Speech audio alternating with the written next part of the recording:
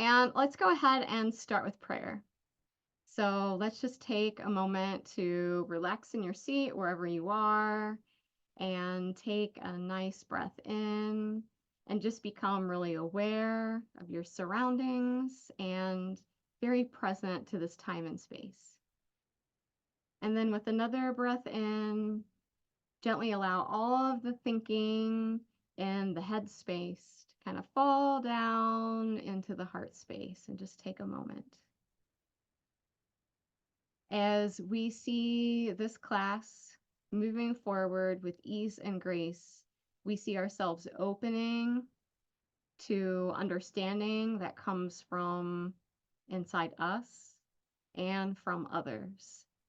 And we see this time of sharing and growing as a benefit not only to us, but to everyone that we come into contact with.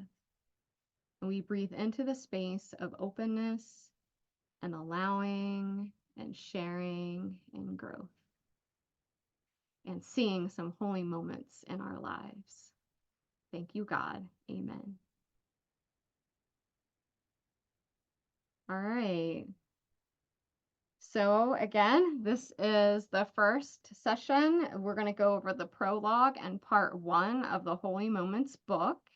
And you do not necessarily have to have the book.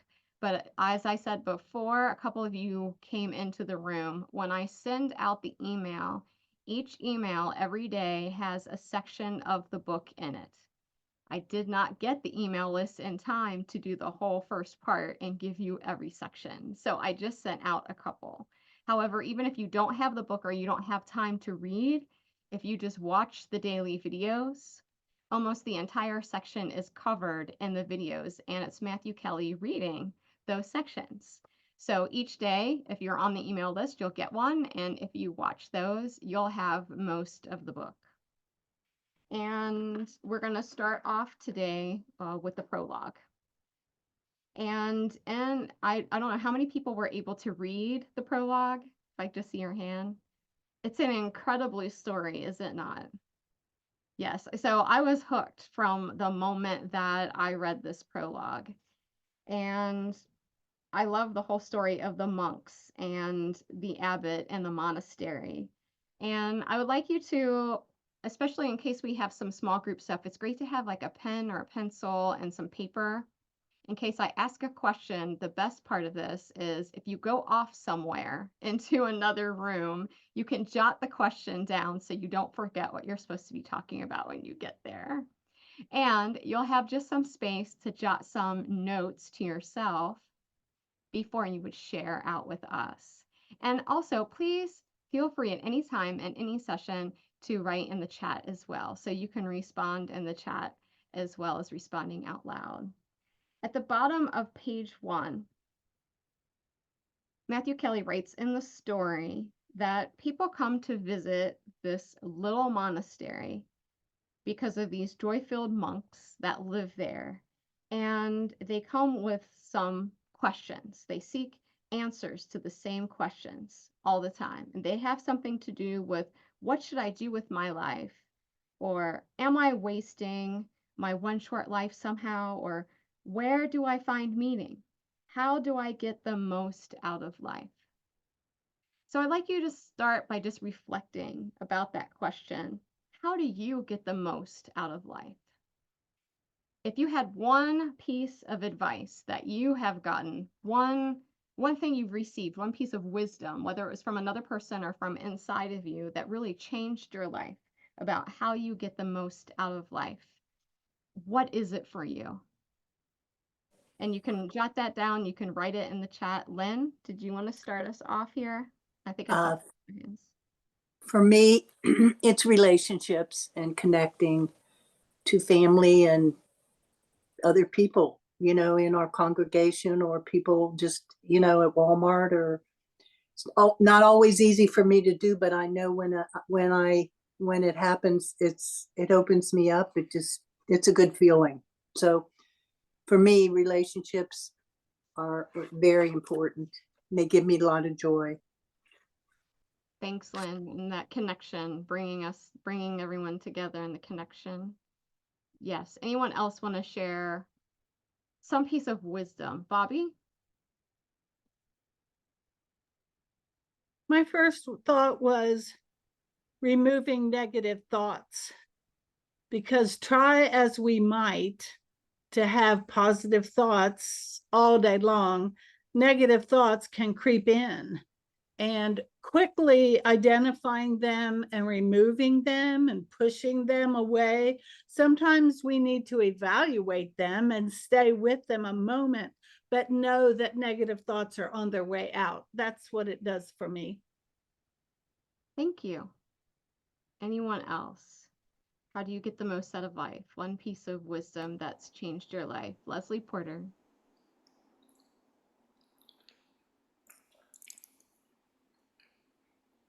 Yep. Are you there, Leslie? I thought I saw her hand up. You're muted. She might have to push OK in order to speak. Yeah. Nope, I got it. There I you just go. forgot to do There it. you go. Yeah, I'm sorry. I forgot to unmute. What I was saying is that I agree with Bobby. I think of it in a little different way. And I can't say that I've thought about this all my life. It's just as I get older, I'm starting to recognize those things. But I try to every day listen to my inner voice, to God, to let me know where I'm going, what I should be thinking about, what I should not be thinking about, those kind of things. So that's what I think of this. Thanks, Leslie. Well, I think you're a step ahead of us because I think that's what the holy moment is about, is listening to that guidance. Yes. Thank you. Mhm. Lindsay or George, did you have your hand up? For me, it's doing more of those things that bring me joy, which is often connecting with others. But anything that brings me joy, I need to do more of. Yeah. Thank you. Ray, was your hand up or not? I didn't know. Okay. Just making sure. Anyone else have a hand up and want to share something? Oh, Gigi. And then Kathy Mountain.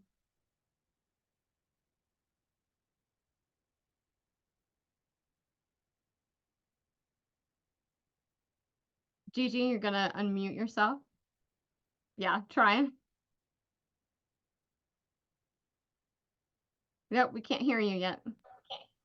There you go. How about now? Now. Oh, okay. I think for me, and this happens in a number of different ways, the more I feel this connection with spirit, and the more I go along, the more I find there's many ways to do that. But it's like the more I'm kind of like, so when I'm in that mode, if you will, of kind of that phrase of being in the flow, it's like the more I can be in that, the more I just have a sense of peace and satisfaction with life, and it just makes things a whole lot different. So Yes, that's me. I agree. Thank you. You're welcome. Kathy Mountain.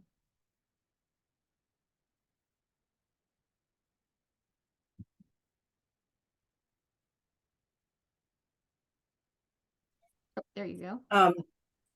When I was younger, I lived in the past or in the future a lot.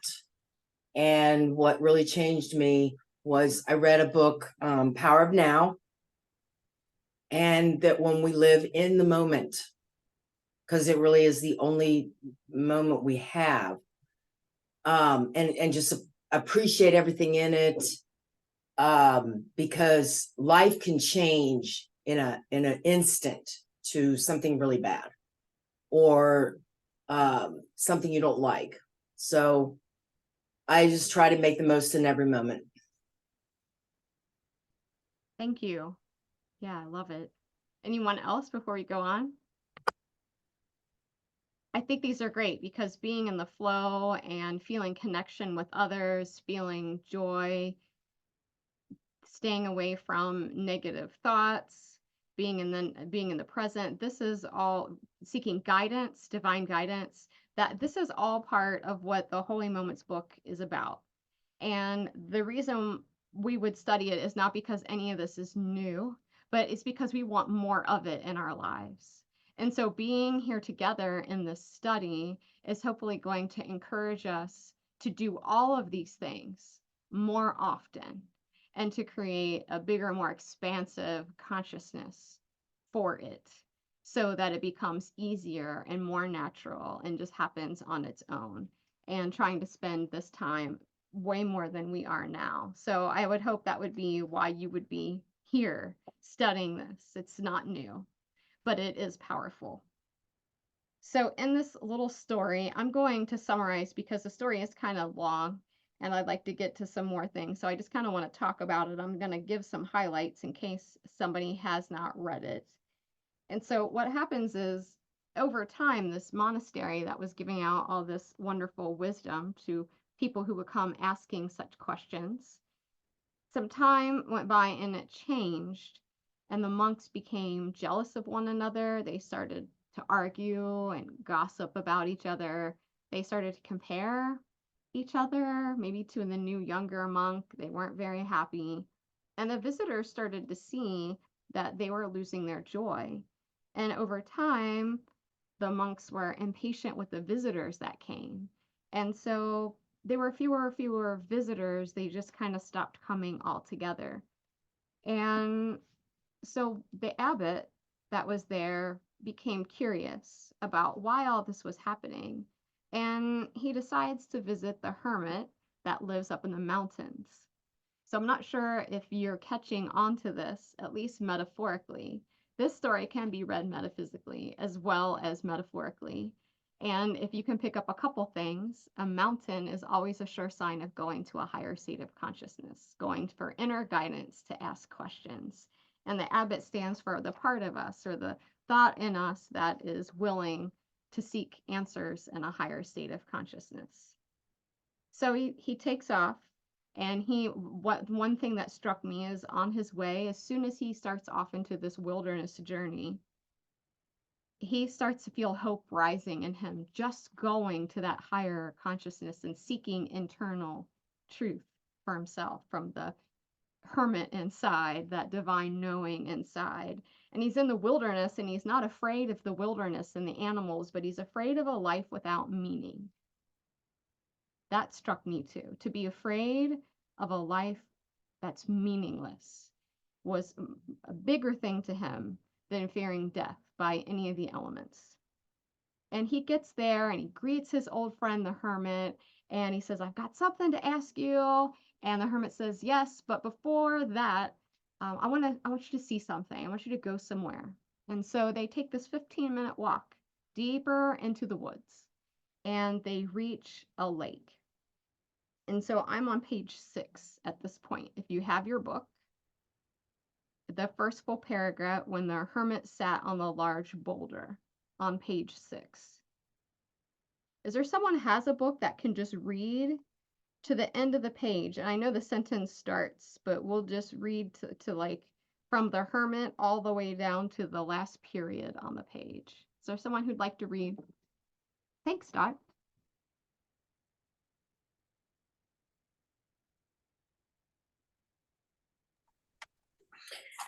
The hermit sat on a large boulder at the side of the lake, and the abbot sat on a smaller boulder next to him. They sat in silence for over an hour, and the abbot felt a deep peace rising in his soul. The lake was clear and still. The surface was like glass, and the sun was reflecting perfectly on the water like a golden disc. The abbot was mesmerized.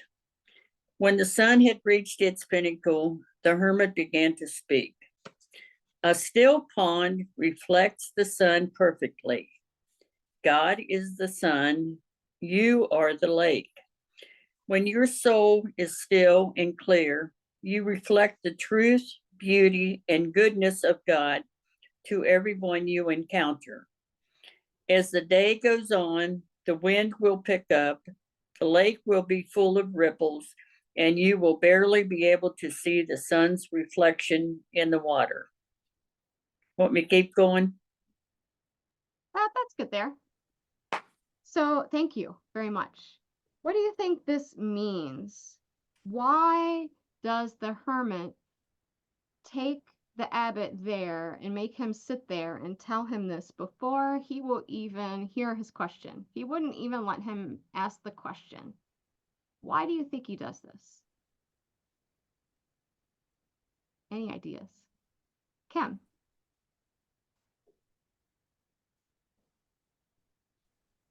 I kind of felt like that passage was all about him being able to just take the time to breathe and reflect and give him a chance to kind of center himself more in order to receive any kind of answers that might come his way.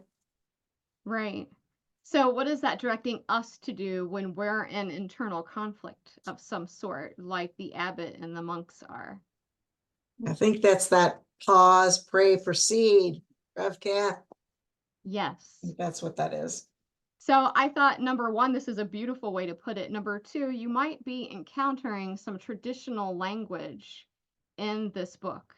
But I want you to see that even though you might be reading this and hear some very traditional words, like the references to God and the references to God as He, can you see how this is still unity at the same time?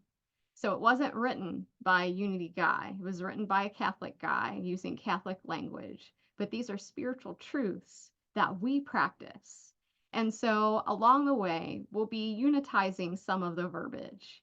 And it's exactly what we learn.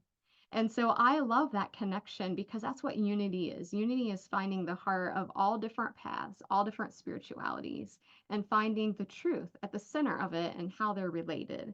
So I just wanted to point that out, that before we receive, we also get calm and clear to hear the answer. So the answer to getting more holy moments. He finally asks the abbot, or asks the hermit, and he tells him he actually asked 3 questions because he really wants to make things better. And on the next page, when he gives the answer, right in the middle of the page, he says, "That's 3 questions," the hermit said, with a smile so radiant that the abbot had to look away. "I will answer your 3 questions with one answer," the hermit continued. "Go back and tell the brothers the Messiah is among you." And with that, the hermit closed his eyes and slipped into a deep meditation. And so he's excited and he goes back. And on page 9, if you flip a couple pages, he goes back and he tells all of the brothers that the message from the hermit is the Messiah is among you. Can someone who read it tell me tell everybody what happens when he delivers this news? What happens to the monastery?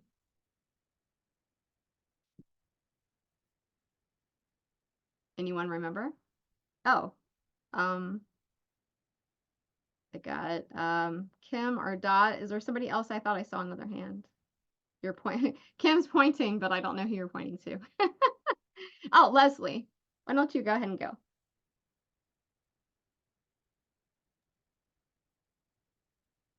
It was Leslie or Beth? Oh, was it I think it was not Leslie. Okay, you're not muted anyway. Was it Beth? Beth had her hand up, I thought. Nope. Nope. Okay. Dot and I had our hands. Okay. Well, you're already unmuted. Kim, go ahead. Okay. So what happened at the monastery once he brought that message is the dynamics completely changed. They basically started being kinder to each other. They started to wonder which of them it was that was the Messiah. They kind of put themselves in a place where they were willing to kind of help each other out more because they didn't know they thought it was one of them, just one of them. That's my take. Good. Anyone else? And then in the end, there's a woman that comes, that all these visitors, the visitors all come back. And not only do all the visitors come back, but a whole village grows around the monastery. So it gets bigger and more expansive. And a woman comes in one day that's been in the area for a long time and asks the abbot, hey, what happened here?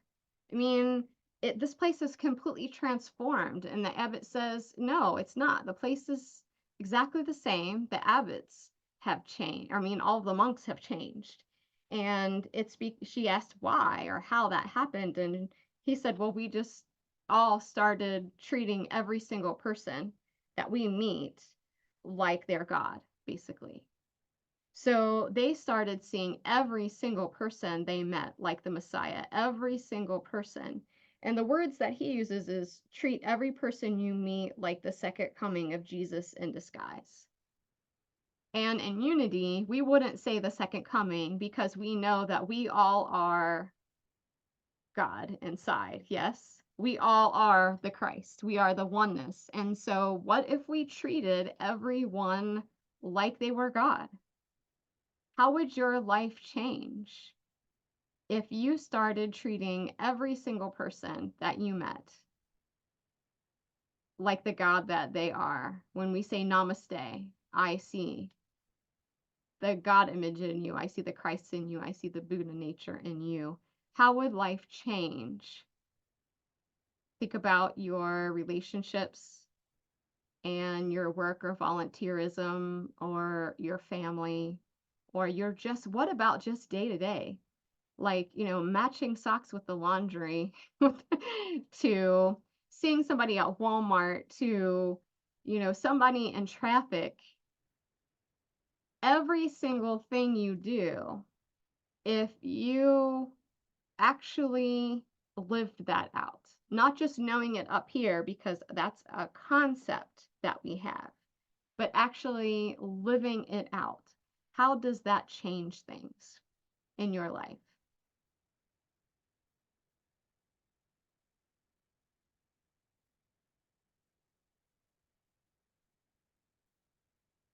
Anyone?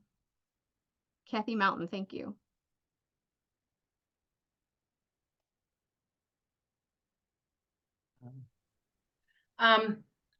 I think for me, I would be more peaceful, more loving, kinder, more compassionate, be more open-hearted, and not worry about what other people think. I like that one. Be my genuine self, be, I guess, who we're meant to be. Anyway, that's it. Thanks. Anyone else? How would it change things, Gigi?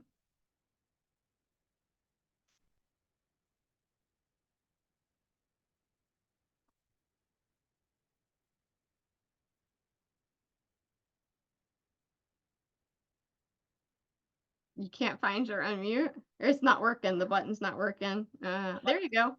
There. I don't know. I got to go through two buttons. When you were asking that question, what came to my mind, or kind of the visualization I got, is kind of going to Kroger or to a store, and I would look everybody straight in the eye. I would smile. I would have these small conversations with a number of people, and I would just get this in return, or kind of as a part of that, people would smile back, and there would just be this exchange of a high energy, is what it kind of comes down to. It was kind of like, yeah. Yeah. I think it would be joyful to meet God all day, right? Exactly. It would be. And so you got to spread it around, That's right. I love the laughter you always bring. So I think I would be more humorous. I would find the humor, the lightheartedness in more things. Yes. Yeah. Thanks, Gigi. Bobby? Uh-huh. When she said energy, it reminded me that my whole thought about that was that they raised their vibration. You know, they personally started acting differently to each other, but they couldn't go out and tell each individual person that came to visit. So when people came to visit, they noticed that their vibration was so high, and that joy and caring and peace was all around the monastery, that they went out and told other people, because it was a feeling. You know, it sounded to me like it spread so quickly that it wasn't a campaign or a marketing way of saying, come to our monastery. It was just being brotherly love in the case of a monastery, you know, having brotherly love and people feeling welcome there, finding joy there. Yes. Thank you for that. And also, if you want to get just a little deeper, I won't go into it too much, but if you like to delve into it on your own a little bit, remember, metaphysically, any building stands for consciousness. And so all those people and all the monks are thoughts and consciousness. And so as the thoughts were getting more negative, the consciousness of the monastery got negative. And then when one piece of wisdom came in to enlighten that and bring truth to it, and the vibration went up, then the thoughts that started to come in were also of a higher vibration. And it was attracting joyous thoughts and more true thoughts. And then when seeking thoughts came in, they were welcome to go to the truth and get their answers, and then start and expand the consciousness for a higher thought and goodness. So all of it is metaphysical for not only what we do outwardly, but how our mind works inwardly also. Anyone else? Flipping to that part 1 there on the awakening on page 13. When he says, you have so much more to offer, you sense it. You may have known it for a long time.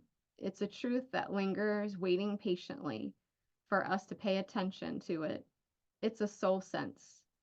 And when your soul senses such a thing, it should never be ignored. You may find yourself thinking or saying something is missing. There must be more to life. I have so much more to offer. These are sacred truths, but we often treat them as a malfunction. We think something is wrong, and we think we need to be fixed. So I find that even when people feel that they're doing lots of right things and their life is so much better than it's ever been, especially because they're following a unity path, and they and I still have this that comes up sometimes. Like, I feel that I'm on the right path, but at the same time, I feel like there's something more. And so what is it the more that you're seeking? And maybe even what is the more that this journey through holy moments might be leading you towards? What are you trying to find? So what is the something you're missing?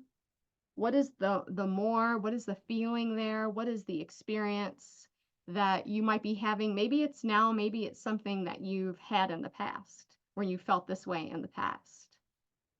I'd like us to kind of think about that just a little bit, and then take it into a small group, because this kind of gives purpose to our study because these little things, it doesn't mean there's something wrong. Like, man, all this work I've done and I'm in the best place ever. Why do I still have this feeling? Like, it's not big like it used to be. It's kind of small, but it's still there. Or talk about a time when you did feel like you were missing something, or there must be more, or I have so much more to offer, and maybe how you might have resolved it or how it turned out.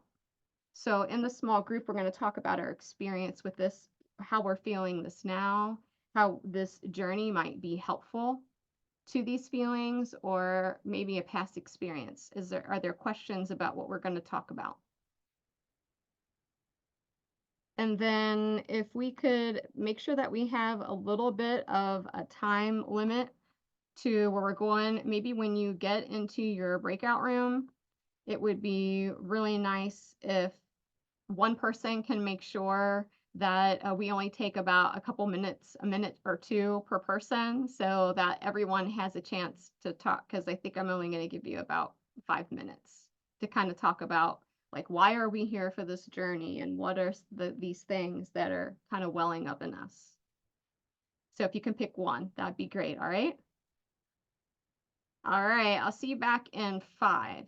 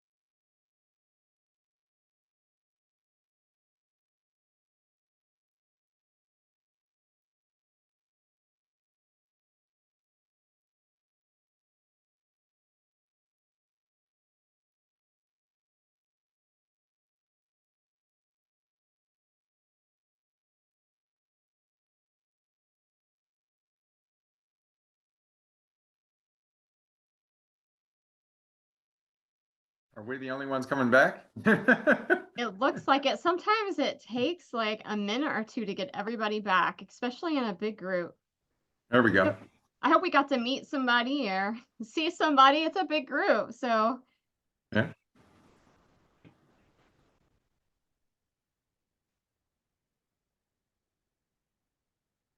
And then some people like click the button to come right back, and some people like wait because they're still talking.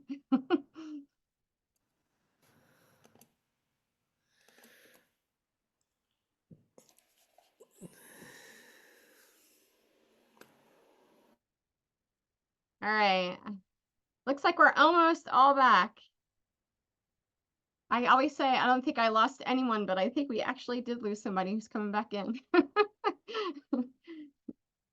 I hope you got to meet someone, and it's a pretty large group, so it's nice to kind of get to talk a little bit to somebody who's in the group. Did anybody have any takeaways that they wanted to share about either kind of purpose for being here or general about what that something is?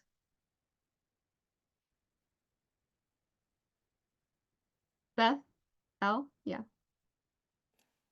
I'll share my nutshell version. I won't go into detail like I did in the room, but my takeaway from this is be very careful if you ask life this question.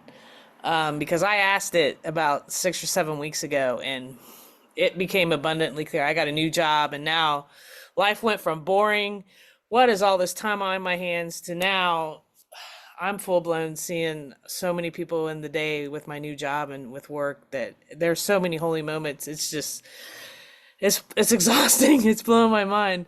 I'm going to sleep 7, 8 o'clock every night because I just come home just, I just gotta sleep. So if you're gonna ask these questions, you will get an answer. I love it. Thanks Yeah. for sharing, Beth. Anyone else have any takeaways?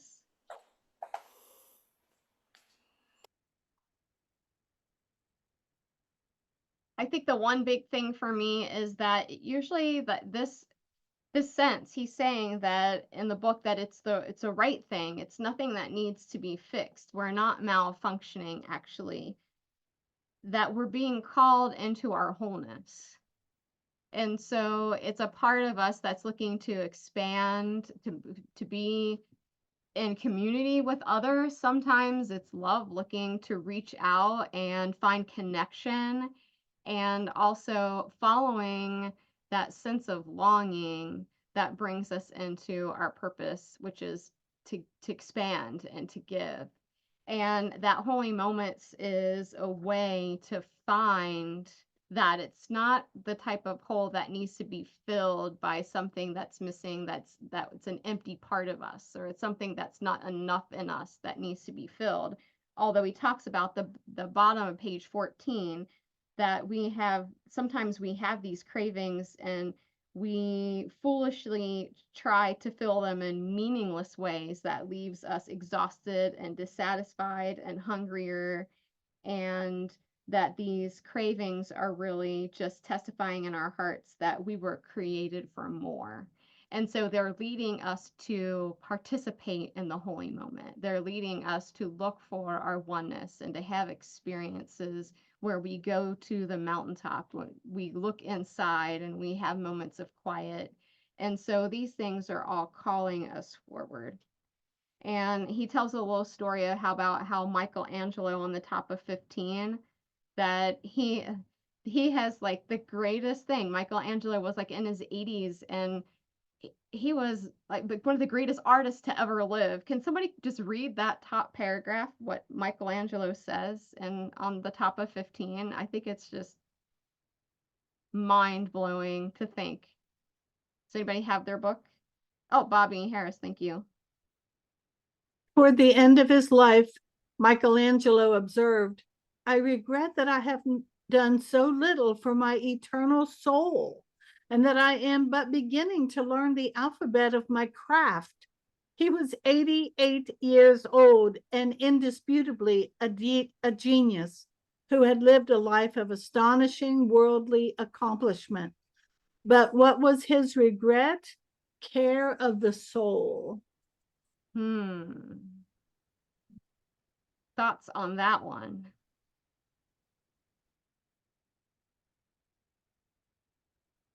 I was blown away by that.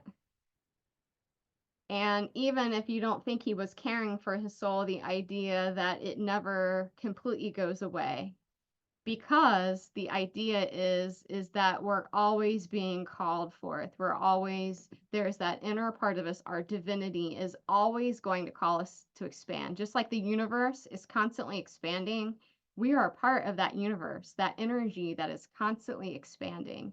And so to stop thinking about us, not that's something wrong with us, and to start opening to the holy moments that draw out that divinity in us so that we can show up as that in the world. And then we can feel more a part of that flow, and then others will catch that flow, and then we'll be able to expand that consciousness for ourselves and for others. And so that's what that's about. When he talks about on 16, he's talking about the two hungers and the two different kinds of hungers. Is there somebody that wants to read that part? So skip into page 16. Is there somebody with a book that wants to read just that page there? Or maybe the first part of it? This is Antoinette. I'll read. Thank you. Are you hungry? What are you hungry for? We're all hungry for something. Knowing what you hunger for is wisdom. The Bushmen of the Kalahari Desert in southern Africa talk about the two hungers. There is the great hunger and the little hunger. The little hunger yearns for food, while the great hunger, the greatest hunger of all, is the hunger for meaning. There is ultimately only one thing that makes human beings deeply and profoundly bitter, and that is to have thrust upon them a life without meaning. There is nothing wrong in searching for happiness, but a far more comfort to the soul is something greater than happiness or unhappiness, and that is meaning. Because meaning transfigures all. Once what you are doing has meaning for you, it is irrelevant whether you're happy or unhappy. You are content. This was the beautiful and profound observation of a South African author, Lawrence van der Post. Thank you. So the question I have there is, do you agree that the search for meaning is what's most important, and then that is more important than happiness on our spiritual journey? And so, and with the quote that he quotes there, that whether you're unhappy or you're happy, you're content if you have a sense of meaning. What do you think? Speaking for myself, I do agree with that. And I think, and I'm thinking of my mother, as she was aging, and then the different things that were coming up, and she, more and more of what she enjoyed and what she did was disappearing. And you know, like, so she was losing the things that were meaningful. So her purpose became to make others feel good, and to help others have a happy day, and to get them to smile. And that was her purpose. That brought meaning to her life. In the bigger perspective. Just a little thing can bring meaning. Thanks. Mark, your hand is up. You want to unmute? Yes. Can you hear me? Yeah. Okay. Hang on. Yes, I do believe that on some level. I know I've talked to you. Okay, you're cutting out, Mark. Oh. Looks like he's having some sound issues there. Can you hear me? Yep, got you again. Yeah. Okay. I was just saying, been doing this recycling thing for the past 22 months. And when I was in Central and South America for 3 months over the winter, I was in Panama, the country. And someone came up to me and offered me a job. And I just kind of laughed. I was just like, no, thanks. I felt more content doing the recycling thing over the past, or I felt more content doing that than getting a traditional type of job. And I guess it kind of points to that. I felt some sort of meaning or purpose out of what I was doing. Yeah, so the what you're doing has benefit and has Yeah. impact. So, I mean, I am open to I have opened myself up to receive, but the fun side of things. But I am at the same time, it was just interesting how I just said no to it. I was kind of like, heck no, I'm not taking that. And I found these sorts of like healthy pride that just kind of rose up within me to be able, it's like, even though I kind of felt a little bit in a vulnerable position, I felt strong enough to say no, just because that is what I was told is the right thing. Okay. Well, thanks for sharing that. Sure. Great insight. Anyone else around the question agreeing whether it's more meaningfulness is more important than happiness? Kathy Harrington. You want to unmute? Yeah. I think I do agree with that statement. And I also, in the story that you were telling earlier, I don't have the book, but I think they were also saying that accomplishment is not necessarily meaningful. I mean, here you can accomplish a whole lot of things and maybe still not have a meaningful life or not feel like you have a meaningful life. So it's kind of interesting how sometimes in today's world, we equate accomplishment with having a purposeful and meaningful life. But it's not always that's where that comes from. That's just my thought. I love that. I love that you shared that because that was a learning that I had to suffer with before I realized the truth of that. It is certainly profoundly true for me. And it's not saying that accomplishment is bad. We all want to be accomplished and do the things we want to do, but we need to be careful not to equate it with necessarily meaningfulness or purpose. Yeah. I mean, because do we know anybody in our lives can you think of someone in your life right now that is going through a really hard time and it has to do with that you can kind of see it and maybe they can't or maybe they can, that it's a sense of not having meaning or purpose in their life.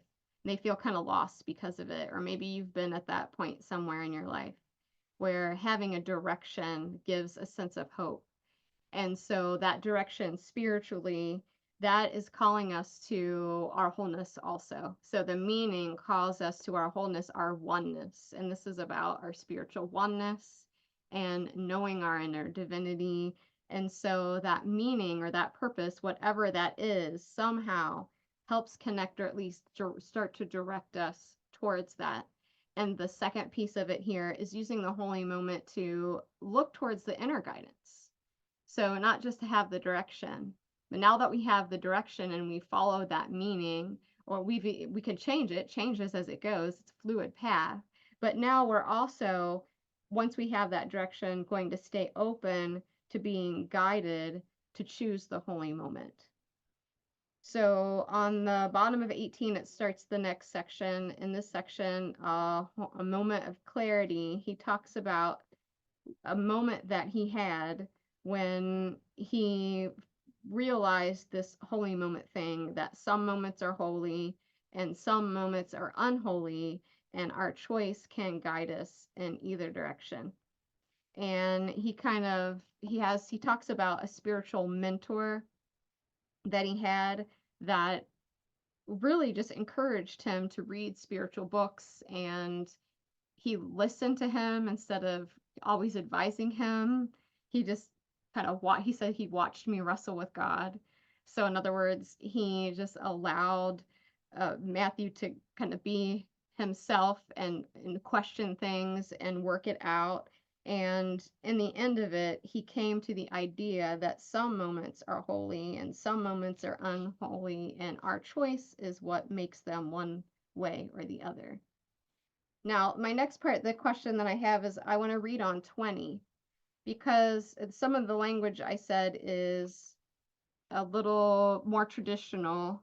And so I just want to make sure that we kind of unpack some of the language and what it means to us. And the first full paragraph on 20, he's kind of giving a little bit more about this guidance that he got about the holy moment, where it says it only took a moment to receive that wisdom. Can someone read on page 20 where it said it only took a moment? Oh, Leslie, is that your hand? Yes.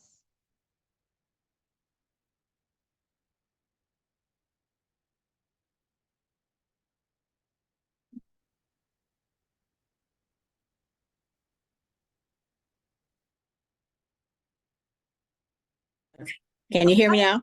Yeah. Okay, great. It only took a moment. In that moment, I realized that what was possible. In that moment, I learned to collaborate with God and create holy moments. It was a moment of grace like none other. And I have spent my life trying to help. I'm sorry, this is getting to me. I have spent my life trying to help others discover that same clarity and joy. It is the only way I know to express my gratitude for the infinite blessings that moment brought to my life. You want me to read more? Yeah, could you finish that page, please? Yeah, it was a moment of awakening, a moment of realization, a moment of discovery, a moment of clarity, and a moment of pure, unmitigated joy. It was a holy moment. Now it's your turn. This is your moment. The moment when you realize that despite what your life has been up until now, and regardless of anything else have done in the past, what matters most is what you do next. And I totally agree with that. Totally agree with that. Yes. Good. Thank you. Anyone else takeaways from this section in general about his wisdom about when he received this idea of the holy moment?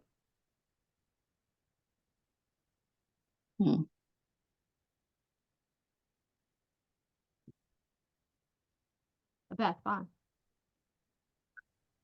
I think someone's already touched on it before, but it just continues to come back to me. Being present, saying yes, being open, being the soil, accepting the seed. All of that. It takes effort, I suppose, but maybe it doesn't. And what if it doesn't? What if it just is that we say yes and let it be? And maybe that's the effort that we extend in the day.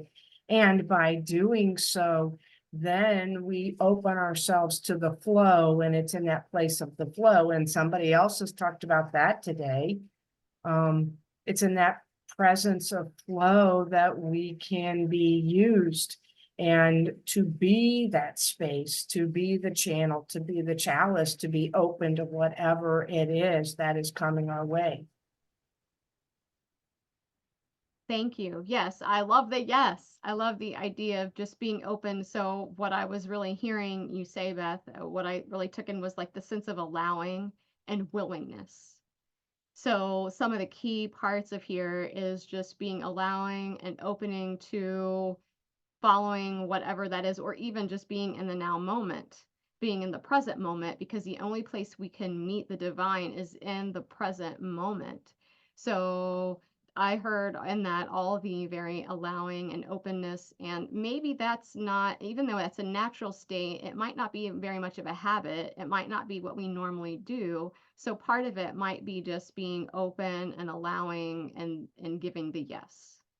Yeah, I love that. Anyone else? Good. That's wonderful. Another takeaway from this? Ray. Yeah, so I was listening. So I read the part before, but this time I was listening to the words and I heard whole and unwhole.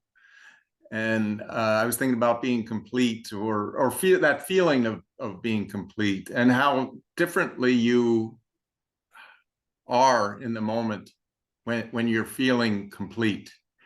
I think maybe that was just what I took from that. It's Like you might act or be different if you feel complete. So you feel whole. So I was taking whole in a wholly different word, right? Holy and unholy. Just a play on words, maybe, but that's what I took. No, I love that takeaway because for me, I know for a lot of people, some of the verbiage gets caught up and like the word God is even not very helpful to them. And definitely if we say Christ, they might get hung up on that. And I don't have much of a problem with any of them, but believe it or not, holy has been a word that I have not liked in the past. I feel like it's high church word. It's a high church word, holy this or holy that, and it's kind of void of true meaning. And maybe because it's like love, people throw it around without really much sense of the word, but it's exactly when I was reading this and what I got from the book was that is exactly what it's supposed to mean is whole is the key. It leads us to our wholeness. It leads it to our oneness. And so the holy moment is the whole moment. And it's hard often to know our oneness, to know that that's who we truly are, but we can do it for one moment.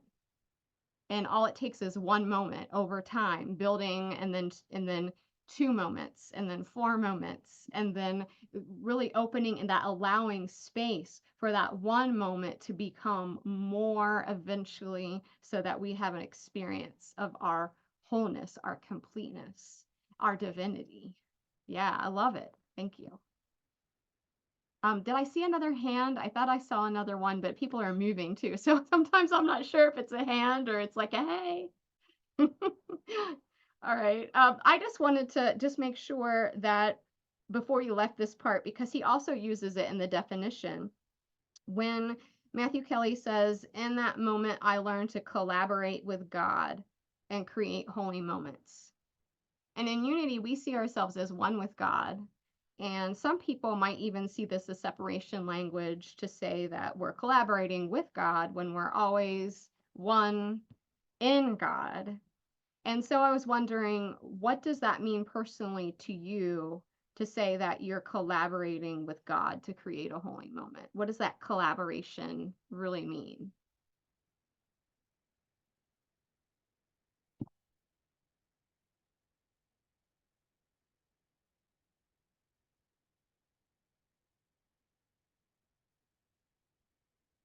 Oh, I saw a hand and then you, oh, it's Gigi. Thanks. And George has his hand up. Okay, thanks. Gigi and George, you want to go first? Yep. Okay, can you hear me? Yes. Okay. The thing that the holy kind of piece, it's like that's when I'm connected with spirit. It's so, you can have those connections, but it's like when you have these, there's such it oversees everything else, or it encompasses all, and it's like any of those. Because one of the things I do a lot of time is I'll have an idea or something, and then I have the doubting Thomas come in, or Thomasine, I guess, for me. But it's like when I'm in that kind of wholeness, that doesn't exist. There's no doubt then that it's just all clear of what I am to do, and it's not so much about doing as it is about being. Yeah. Thank you. Mm-hmm. All right, we'll have George and then Mark and then Kristen. Yeah, from excuse me. For me, it's living my purpose, stepping into that role and just doing what is mine to do. That's where I feel the holy moments. Thank you. All right. Thanks. Mark? I feel the word collaborative gets out of some of the religious speak, to use that word, than those I will say one of them, but like the submit to God and those types of words that can be very triggering. At least my experience with those words are they feel like the human aspect doesn't have a say in the matter. And it kind of loses the human aspect of things. It's like the human is also smart as well too. And I haven't totally perfected the collaborative thing by any means, but I gotta say the word is definitely it's a much softer and gentler word, and I think it restores a level of dignity to the human being. Thank you. Yeah, I like that because we're fully divine and we're fully human at the same time. Yeah. Thank you, Mark. Kristen. Yeah, so for me, it's the meaning is individualistic in terms of, what I want the meaning of my life to be, but my purpose is something that I allow God to work through me. So when we collaborate with God, to me, it's that we put the fear aside of, anything, and we allow whatever his divine, determination for our life is to kind of work through us. Thank you. So it actually, I think what you said kind of brings us to the whole definition when he kind of expands on that a little bit on page 23 and what is a holy moment.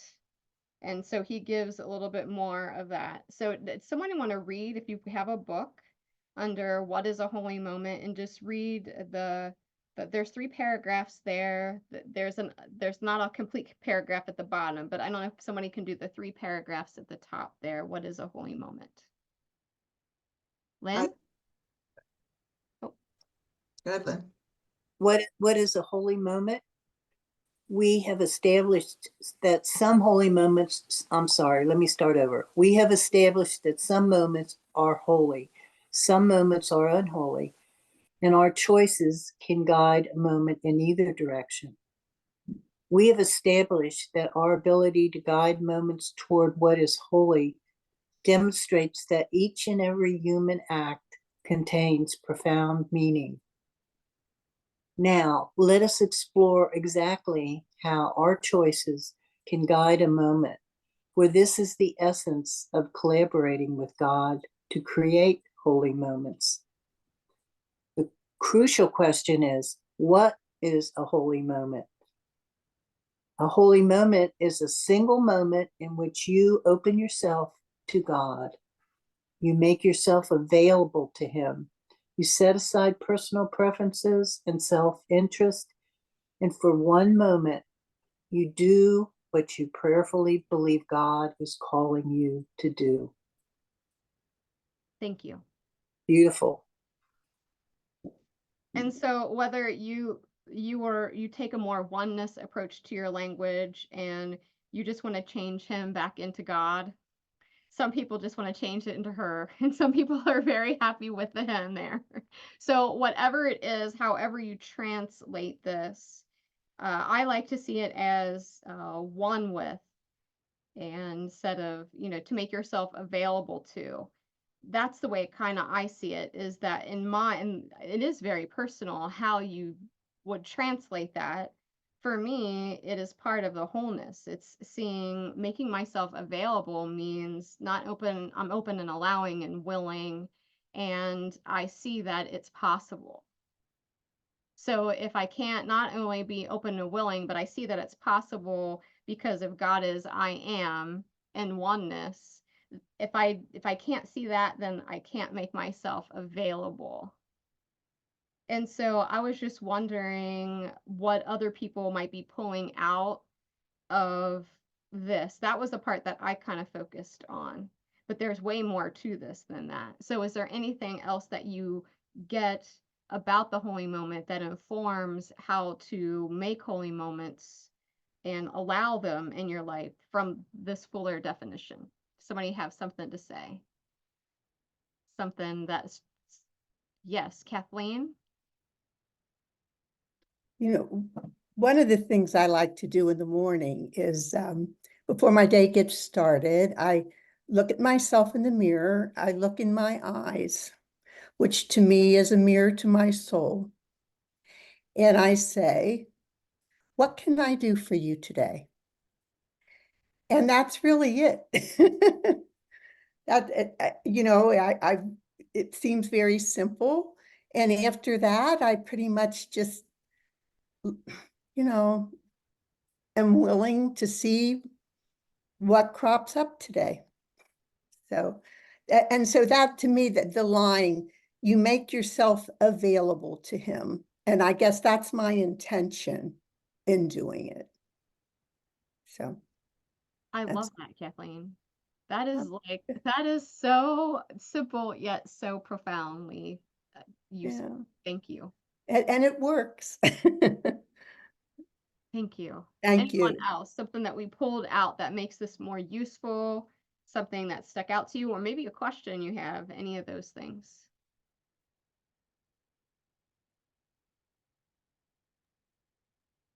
Ray. So I'm looking forward to reading the rest of the book, and finding out to what extent Matthew Kelly is going to write about doing and being. I heard someone say that earlier. So how much of holy moments are a choice, and how much of them are just allowing it to be? Maybe it's both, but that's where my mind is right now. Yeah. Yeah, I think I have my own personal answer to that, but I'll wait, because as we read more, I don't want to jump the gun here, but I love the question. Yeah. Anyone else? Bobby? Well, I'm going to tie this back into the Sunday morning message about decisions, because what it says here, our choices can guide a moment in either direction. So I believe Ray said it's a combination of both. Some things is just allowing and setting an intention, but then not making a decision. But the decisions that we make in life very sometimes obviously direct the next part of our life. I mean, all those life-changing decisions that we make, they can have a very big impact on where we go.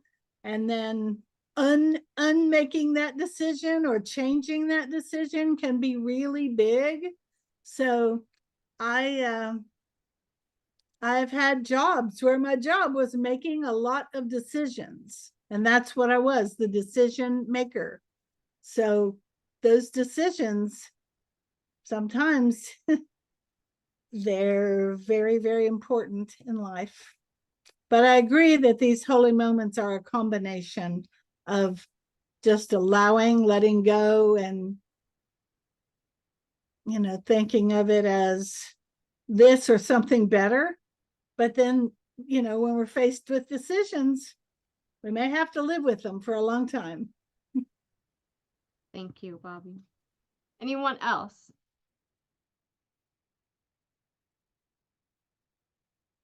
Do you agree with his idea that you can start this immediately, that you don't need any prerequisites, you don't need any training, you don't need to, it doesn't matter where you are in life, that we are equipped to start this right now? Any thoughts on that? Bethan. And then Dot.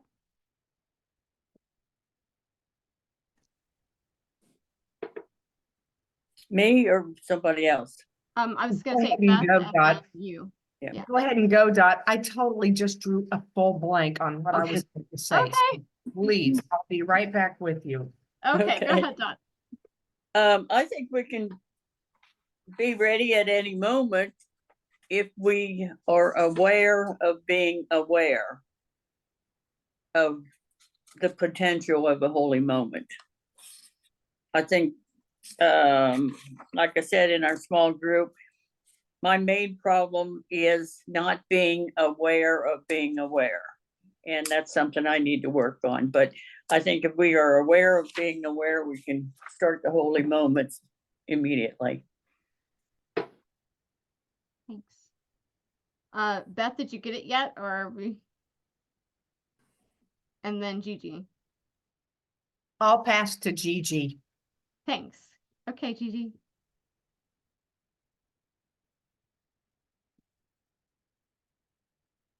Oh, she's trying to unmute again. Oh. There you go. Okay, now, am I unmuted now? We can hear you.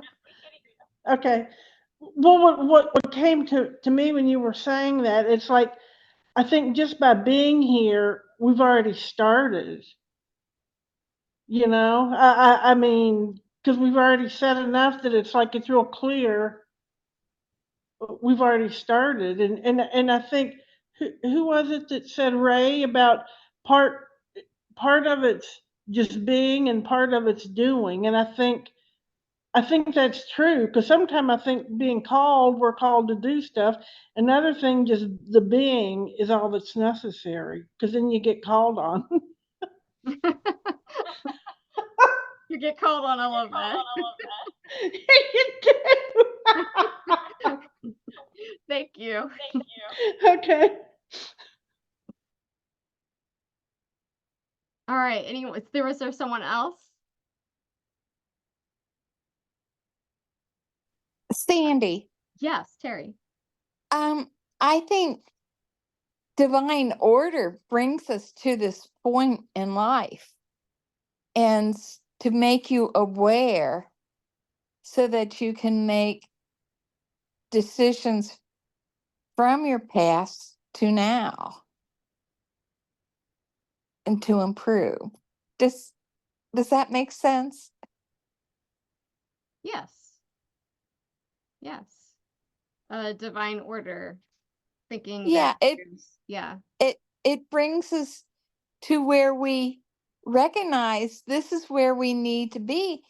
And hey, I never thought of this way before, but my past training has led me here. So now I am aware of what is going on.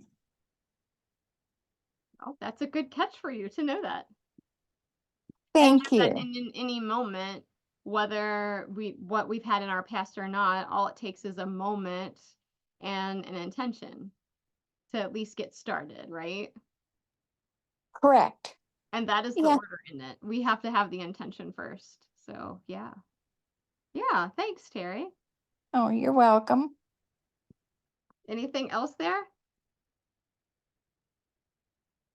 So yes, the next section is on that decision and the power of decision that Bobby was talking about, and the idea that a decision can lead us towards the holy moment or the unholy moment. So when making a decision, I guess that would be a good pause point to stay open purposefully to the holy moment, because he's saying here that any decision that we make can lead us one way or the other. And so to check in for our inner guidance before making decisions to see, are we open and in the flow and we're receiving? Are we kind of going with habit? Are we, what is motivating us? Are we going with some kind of suffering, pain, fear? Are we staying open to listening or seeing? However you receive guidance? Not everybody hears it. Some people feel it, some people sense it, some people see something. So whatever way you're opening to receiving, are you, before we make a decision, if we can, think, okay, oh, am I open? Am I receiving here? And I think one of the really cool things he says is on page 26, he says, when you have a decision to make, consult your future self. Has anyone ever tried that before? Consulting your future self. Imagine yourself 20 years from now looking back on this moment and honor what your future self advises you to do. So maybe if you're having a hard time contacting and saying, oh, I'm not sure I can hear it or see it or to sense it, I'm kind of busy in my day, I'm going to say, well, 20 years from now, what is this going to mean to me? Looking back. Does anybody get any insight on that kind of practice?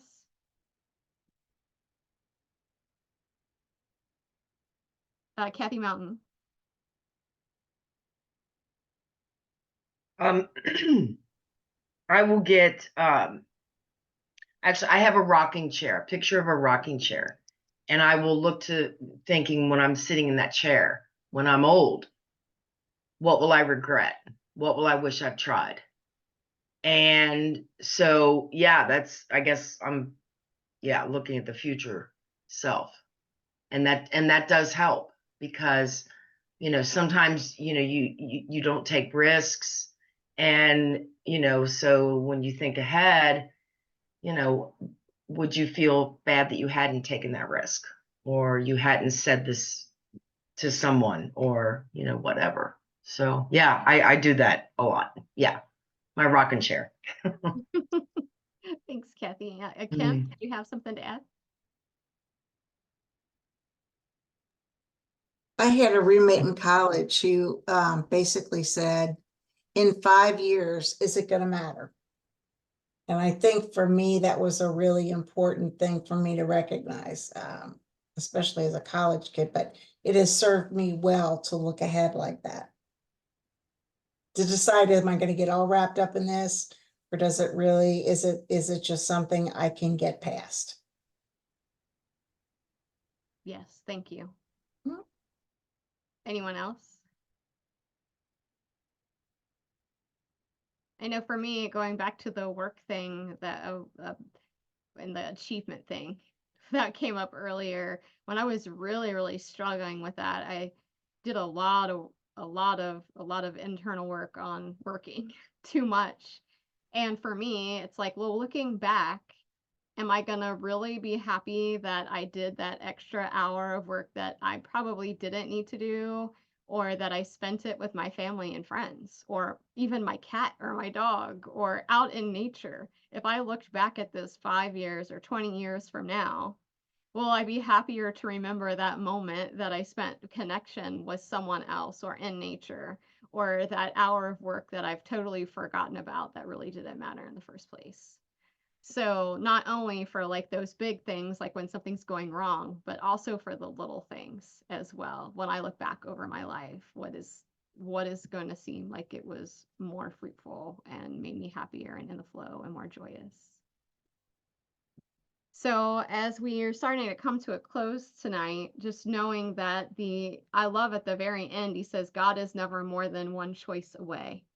So kind of giving us back to that call, if part of this is being open and just trying to remember more often to consult or go inside, look for guidance.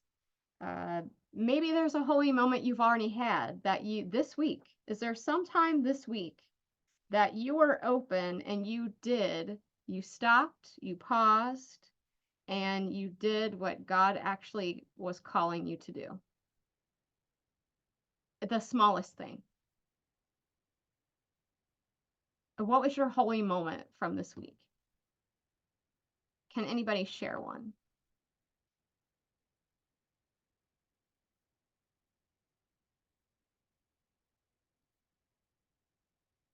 Anyone? The smallest thing is just in your day.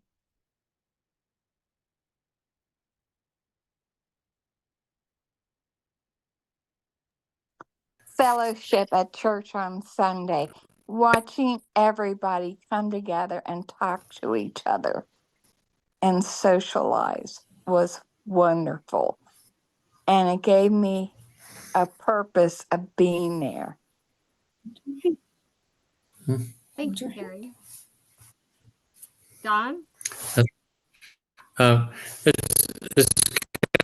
We've heard it before, but I stopped at Kroger's to pick up some things today, and there was a customer, an older woman coming out, and I could see by the way she was pushing the cart, and struggling. And she got to her, and she was across the aisle from me, and it was raining a little bit, and so I was ready to take my cart over to push it in the corral, and I saw her struggling. So I asked her, I said, would you mind if I help you? Because she had some heavy things.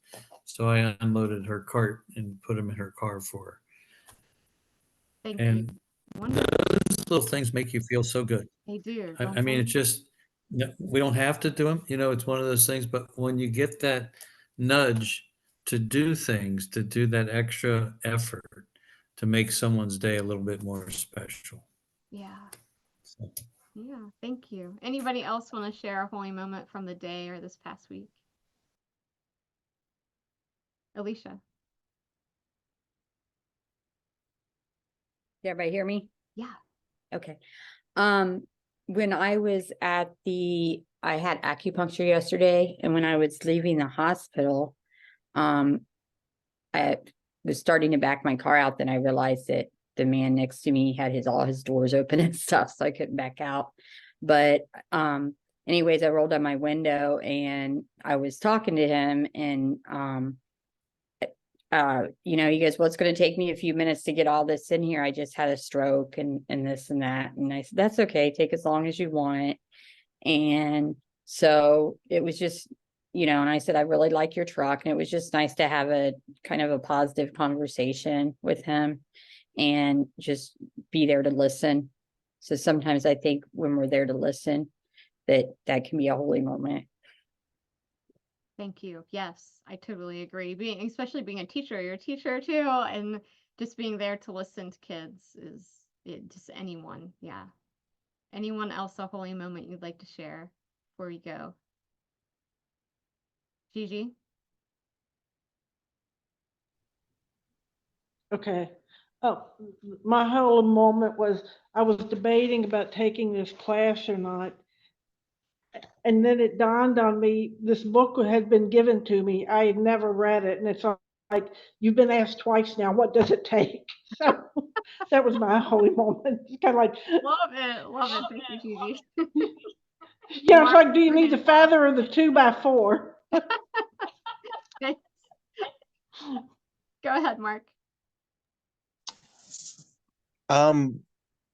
I think for me, in a strange way, the holy moment is just questioning what a holy moment is, because I think you mentioned it earlier, Sandy. Like you, I kind of had the baggage around the word, what holy even means. Yeah. With the upbringing. So I think in a way, questioning can be, not in a way, questioning what holy even means can be a holy moment. Yeah, that's what we're called to do, to look deeper, to know more. Yeah, definitely. Good. Well, I mean, here, we're in for this ride, right? So we just got to stay open to it. Beth? Never underestimate the power of a fist bump. I work in physical therapy. My new job is I'm doing home health, so I'm popping in and out of people's homes, giving them physical therapy. I have several patients that are Alzheimer's patients or dementia, and my experience with my mom taking care of her for 10 years with Alzheimer's, they're in their own little world, and they're very afraid. They're scared because they don't know what's going on. But something I realized I've been doing the past few days is when they get done with one little exercise, good job, fist bump. So I got these, I'm like, it's what the kids are doing these days. That's my little catchphrase. And so they'll do a fist bump, and they'll smile and to feel, I can see, sense, and feel the sense of pride they have because, wow, I did it. And someone sees me and is acknowledging me for something. Well, that wasn't hard at all. So don't underestimate the power of the fist bump and just encouraging someone else and cheering them on and giving them a thumbs up. So Thank you for that. That is great. Yeah. So one moment in which you open yourself to God, you make yourself available, you set aside personal preferences and self-interest, and for one moment, you do what you prayerfully believe God is calling you to do. And it can be as small as a fist bump. And it's time to begin. It's time to begin making those choices for the holy moments. And then every week, I'm going to ask you to tell me your holy moments. So you might even want to start a list, because what a great gratitude list to make, right? Yeah. So be looking for the videos, and thank you so much for all your sharing and all of your insight and for hanging out with me tonight. And I'm very excited about our journey over the next 3 weeks. Thank you, everybody. See you next time. I'll be sending the video out. Thank Thank you, Sandy. Thank you, Bye, everyone. everybody. Thank you. Bless